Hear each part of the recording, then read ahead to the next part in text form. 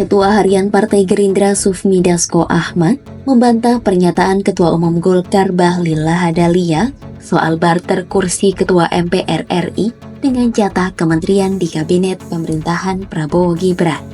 Dasko menegaskan pemilihan Sekjen Partai Gerindra Ahmad Muzani sebagai Ketua MPR RI itu dilakukan berdasarkan hasil musyawarah mufakat antar fraksi.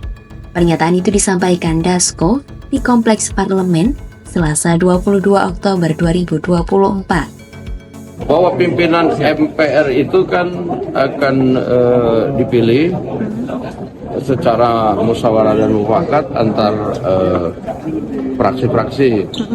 Nah, sehingga memang pada waktu itu sebagai partai koalisi ada keinginan Golkar juga untuk kemudian menduduki kursi pimpinan MPR, tapi setelah musyawarah mufakat, ya akhirnya itu dijatuhkan kepada Pak Muzani dari Partai Gerindra juga atas kesepakatan partai-partai lain. Oh, berarti bukan tukar guling yang dimaksud Pak Bahlil itu ya Pak ya, sehingga dapat 8 menteri untuk musyawarah mufakat.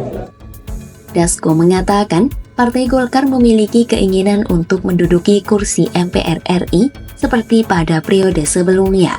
Namun, hasil musyawarah antar fraksi dan unsur Dewan Pimpinan Daerah atau DPD di MPR RI secara bulat sepakat untuk memilih Muzani sebagai ketua.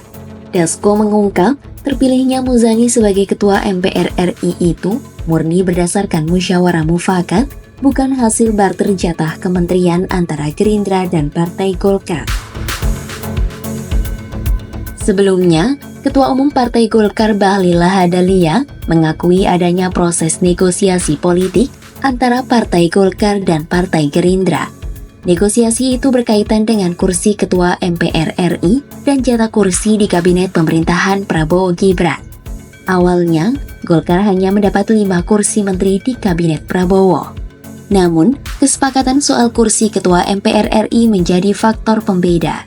Bahlil pun melakukan negosiasi terkait hal tersebut.